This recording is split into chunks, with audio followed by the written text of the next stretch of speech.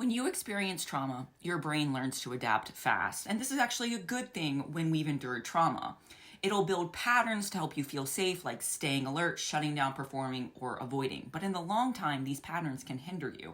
Now, psychology calls these adaptations coping mechanisms, whereas neuroscience shows they form neural pathways, automatic habits that feel like you but really aren't you. They're protective mechanisms you had to learn. But often those patterns are rooted in fear, not truth, which is why it's not your true wiring.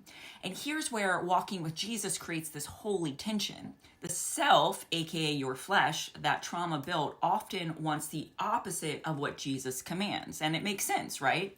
The self may say, stay in control, but Jesus says, follow me. Or maybe the flesh says, don't feel anything. But Jesus says, oh, mourn with those who mourn. Or maybe your flesh screams, oh, avoid pain at all costs. But Jesus says, pick up my cross.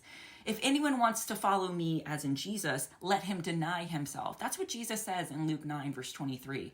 That's why healing requires death to self. And it is hard, but God's going to help you every step of the way. Because if your trauma-adapted self stays in charge, you'll resist surrender even to the one who wants to heal you. So have an honest conversation with Jesus if this resonates. Here's a simple way to begin. Next time you notice fear driving a decision, I want you to pause, take a mental timeout and ask, is this protecting me or is this preventing healing? Healing is hard, but you can do it.